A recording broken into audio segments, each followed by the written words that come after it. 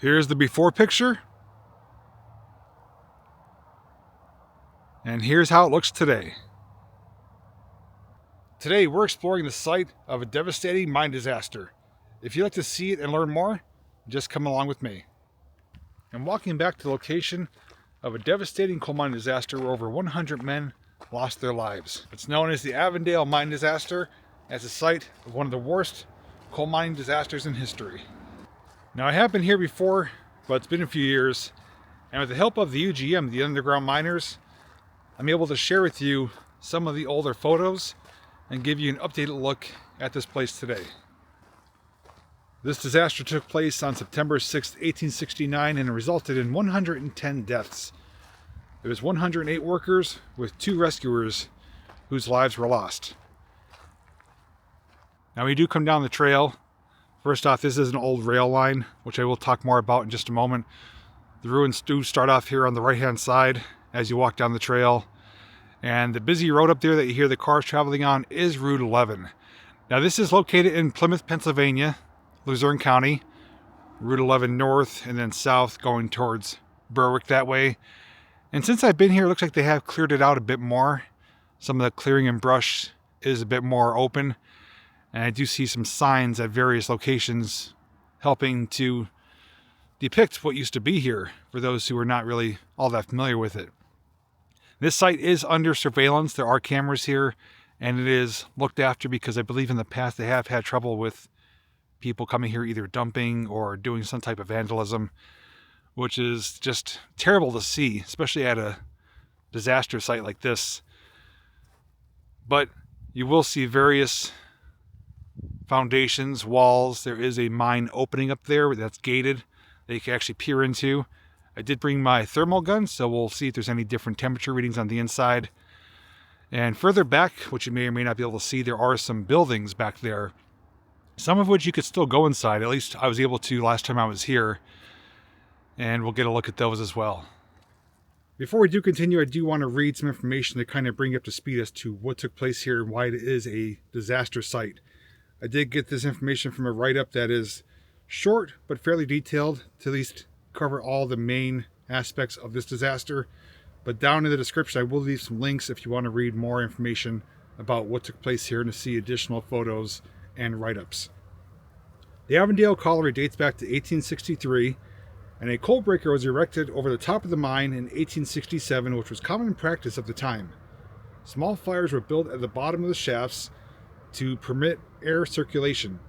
On September 6, 1869, this practice led to fire burning support timbers and spreading to the breaker itself, which blocked the only exit.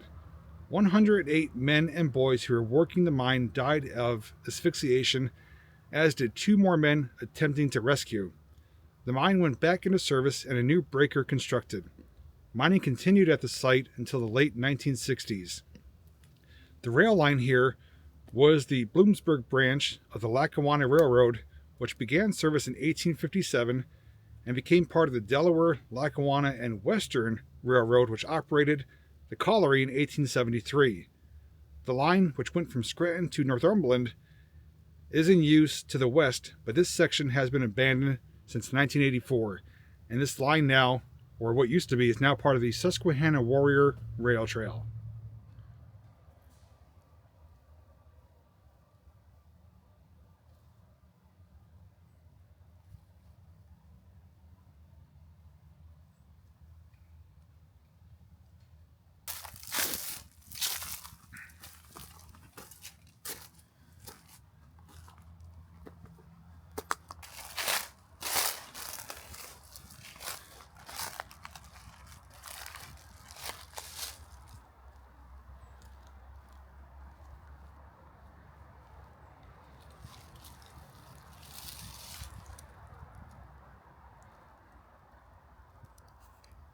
If you do want to come to this site, I do recommend coming in the fall, winter, springtime. Summertime, it is more thick and overgrown. You will have hazards with snakes probably and bugs, but when you come spring, fall, or winter, more things are visible and you're able to get a better idea as to what used to be where. Here's a good example of this. So here's a sign stating Avondale Colliery Steam Plant Boiler House, March 1908.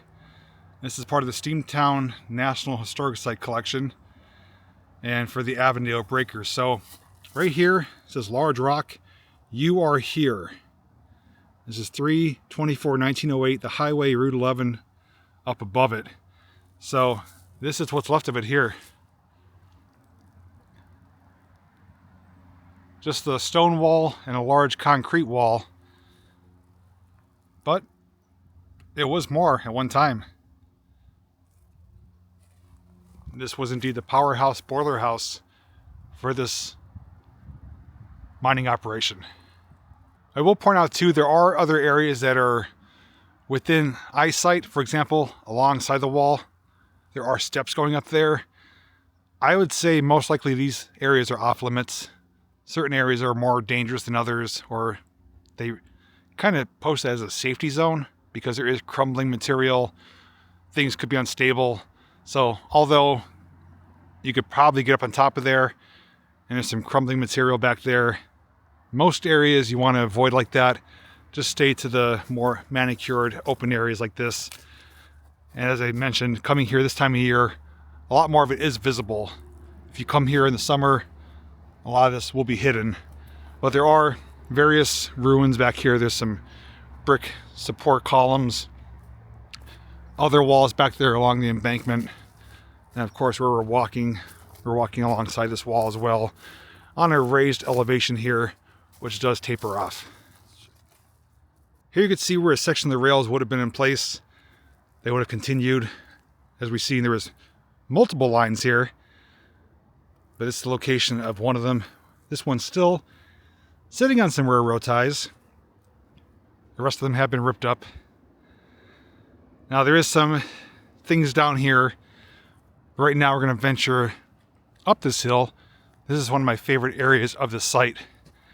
Not only do they have a nice little bench for sitting and soaking in the environment, but it's also where we could find the opening into the mines. It's a nice little courtyard area almost. There's a fence here, grass, trees, and the huge stone wall. Now if you look right there, it is gated. That does go into the old mine workings.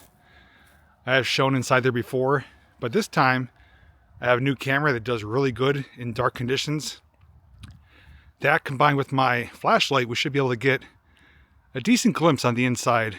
Plus, I do have my thermal gun. We'll see what it looks like through that as well. There's another information board here stating you are here with the yellow thumbtack. So the breaker site was all right here. That's where a lot of the activity was taking place. Some other areas that are marked. Mine disaster victims list. Again, a lot of this stuff can be found online. That's why I'm not showing you here, but you can see this for yourself if you do come here. Another listing of the events that took place. And of course, respect the property.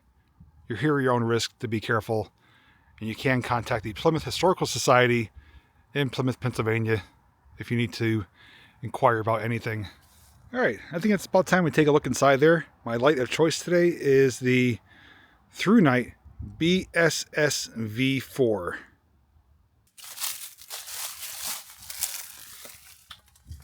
All right, so I'm going to actually stick you guys through the bars here. You're essentially inside the mine right now, and as I was anticipating, we could see a lot more with this camera. And here we go with the flashlight. So on the inside here, there's a pipe that's protruding out from under this rubble here, going directly back. There are some stone and concrete columns, and it looks like a doorway further back there. I say it time and time again, I'd love to get back in there and explore. There is ventilation, there is air movement. I don't know how far it goes, if it's collapsed or sealed up anywhere or even underwater. But from right here though, it looks very inviting and enticing. Maybe not to some, but to people like me, it definitely is. But right here on the top, though, the top is in really poor condition. It's all broken and fractured slate. That stuff is prone to collapse, especially with the temperature changes, with the freeze-thaw cycles. That is not good, not really safe, but that's why you see all this material here on the ground. That's all broken from the top. But yeah, that is a really neat site, and this camera is really doing it justice. Actually, what I'm going to do, I'm going to actually go get my thermal camera. While I'm doing that, I'm going to leave you guys sitting right here on this little stoop, and you guys could just peer into the mine, taking the sights and sounds of an old mine here. All right, I'll be right back.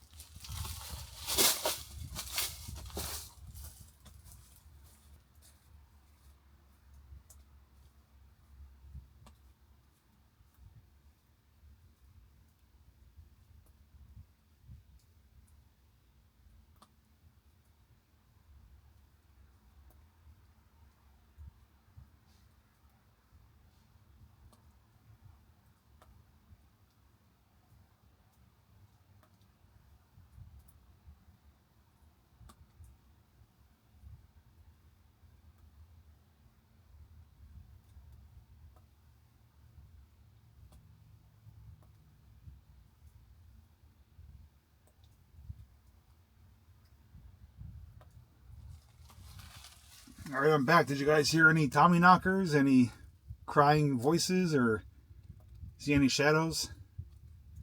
If so, make sure you tell me in the comments.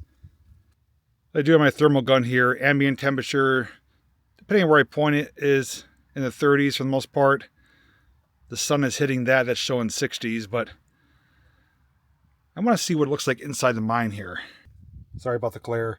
Now, typically, mines are warmer. They're usually in the 50s year-round. But also, right now, this is close to the surface.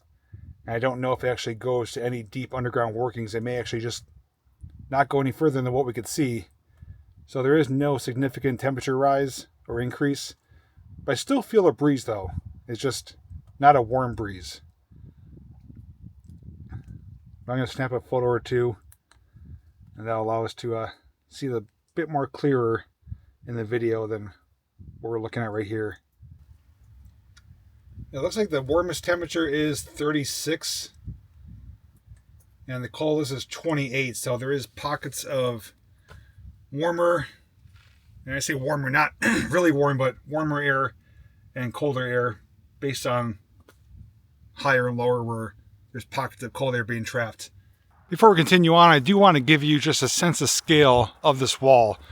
Even if I do tell you approximately how big it is, me standing in front of it is really going to show just truly how massive it really is. All right, you guys ready to see more? I know I am. We're going to continue on and check out some of those buildings next. Now, there are a couple different ways to reach the building sites. You could essentially walk further down and make your way up, but there is an unofficial path here. That's how I've taken it in the past. So we're going to go this way, which will take us along the embankment.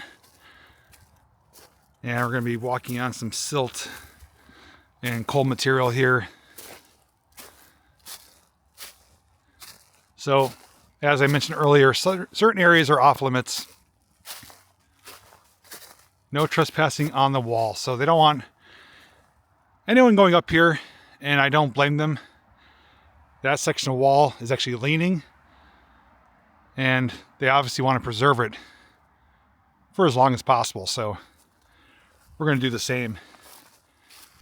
This is designated as a safety zone. Unlawful to discharge any deadly weapons, shoot at any wild birds or animals, or chase or disturb birds or animals. This is basically go at your own risk. As you can see, you could essentially slide off of here. And there is a yellow rope here, which is not going to do much other than just keep you going in the right direction. It's not going to stop you from going over.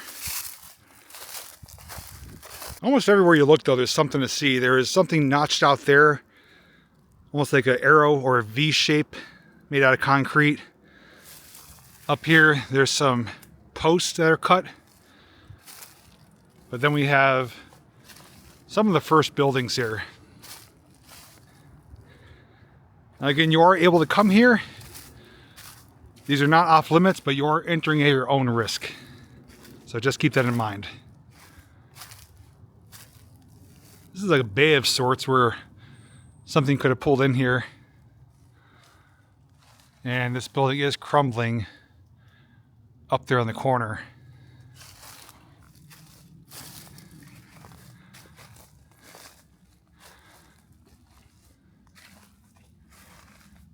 Property of Plymouth Historical Society, which we already know. Looks like there may have been a sign up there at one time, probably a light over the doorway here. Primarily made out of concrete. There is still wood for the framing around the windows. And let's get up here and check it out.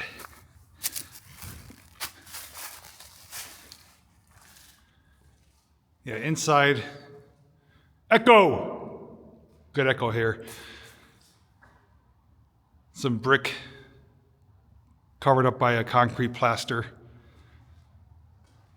It's a good sized room. That's looking out into that bay right there. And there is some information on the wall. Let's go see what that says. This building here at the former Avondale Colliery was built by the Delaware, Lackawanna, and Western Railroad circa 1910 and was partially demolished in the early 1960s by the Glen Alden Coal Corporation, now owned by Plymouth Historical Society. Through the decades, it was used as a lamp house and for other purposes. A lamp house, lamp room was a critical part of every colliery. Battery-powered cap lamps were recharged and repaired, and flame safety lamps, Davy lamps, were refilled with fuel and repaired, then issued to miners by the lamp men who worked at the lamp house. And some more pictures here as well. It's really fantastic that they put this stuff up here, because you could easily guess and speculate what it could have been, but now we have solid proof and even pictures of the lamps, the safety lamp, Davy lamp. But I think we should at least give you a glimpse upstairs. What do you think? It doesn't look all that great, but we're here. There's actually more steps outside going up around it. Oh yeah, this is a fixer-upper. Move-in condition. Complete with a custom fallen roof. Let me stick you guys up there. You can see. Yeah, it's, as far as I know, it's in worse condition than when I saw it last time. So this whole roof is collapsed in on itself. Just a twisted mess of rebar and concrete. We should be able to get a better view up and around it from the backside. And here's a view looking from the stoop here.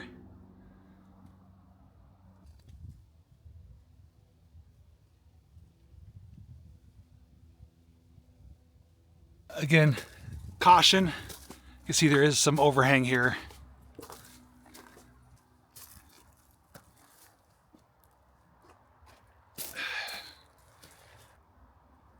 And here's the top room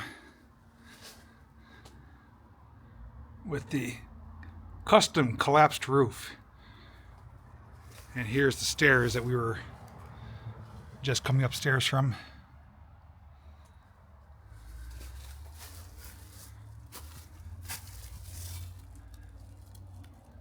It's a mess right now. Certainly worse condition from what I remember from a few years ago.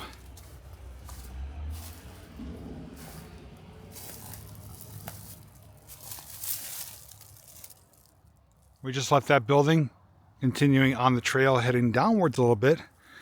And on the ground is a bunch of this.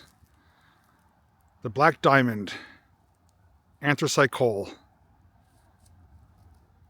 It's because of that this disaster took place.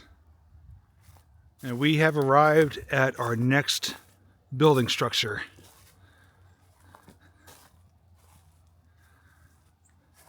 You can see at one time it did have walls up on top of it. There's some brick and concrete. And this is probably the basement, I'm guessing.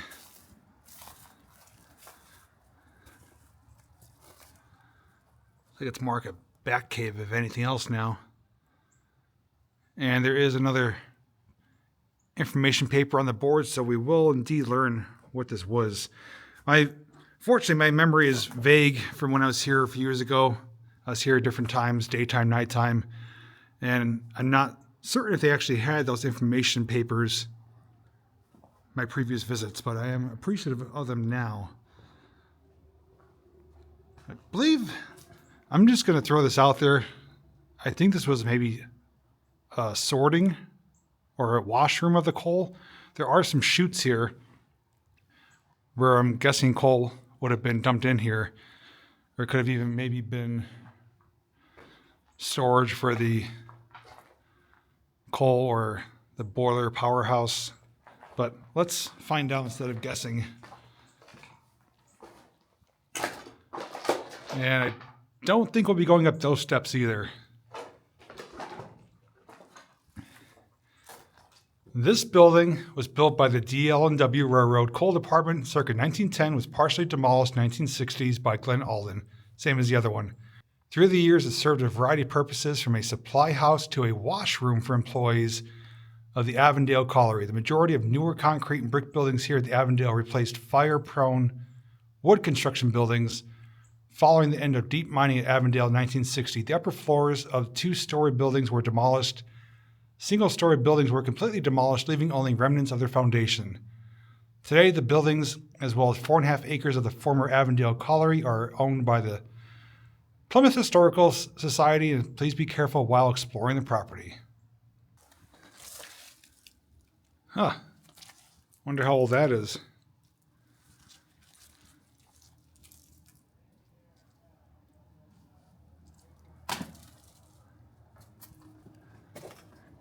Yeah, I'm not going to attempt to go up here. You can't really go anywhere. But the one interesting thing I'm noticing is that with this concrete here, there are some stalactites from the material. I don't know offhand what it's called, but it's like a secretion that comes through the concrete and hardens like that, and it forms those stalactites. But there are some charred pieces of wood in here as well. I actually hear voices. I think there's someone here. But let's get back outside and continue our tour. I'm actually up above and behind it now, and here's one of those chutes. So that is the opening that goes right down into that basement of the room. And the second floor is completely gone.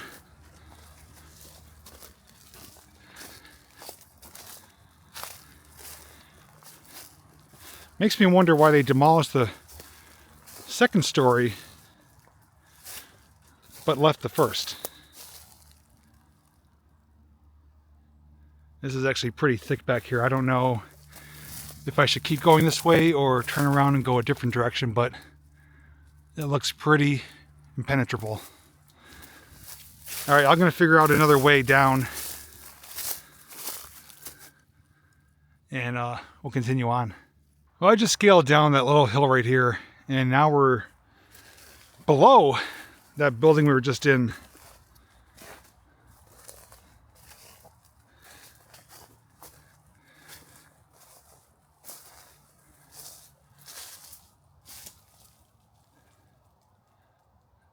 And this is pretty bad condition.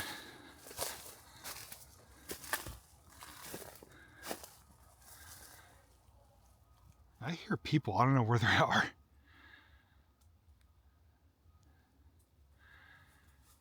That's a precarious spot where I'm standing right here. If that ever decides to dislodge and let gravity take over, I'd be in a really bad spot. And here is the other access path that will take you back to these buildings. A bit more tamer, more manicured. It's more or less like a switchback. I can't remember correctly, but I thought there was more than 2 buildings. I'm going to walk down the rail line, the rail trail, and see if there's anything else further down. I'm now down here along the rail trail. So there's the first building, the lamp house. It's a pretty neat view from down here. And thinking of it now, that actually has 2 stories. They didn't demolish the top story. And over here is the wash house, right back there. The only thing beyond there is just another wall, maybe some foundations, no other physical buildings because the road does cross over the bridge down there. So even coming here early February, it's still pretty thick and hard to see and get through. So you can imagine summertime, a lot of this is going to be like a where's Waldo type of situation. Be hard to find some of this stuff. But if you follow those rope trails, the switchback, they will take you right up there to it.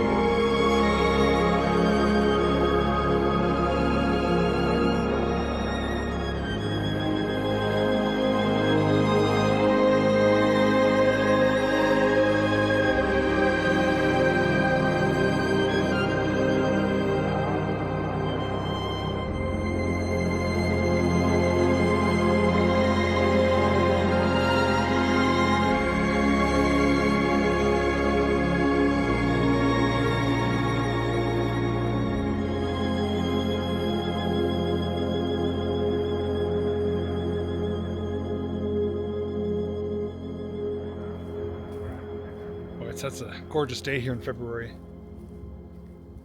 I always enjoy coming here. I have noticed some subtle changes, both good and bad. The bad is that the buildings are just crumbling, getting further into disrepair, getting more dangerous. The good though is that this place is really well kept. They have a lot of information placards and info cards. So as I said, if you're not familiar with what you're looking at, they do a pretty good job of helping you figure that out.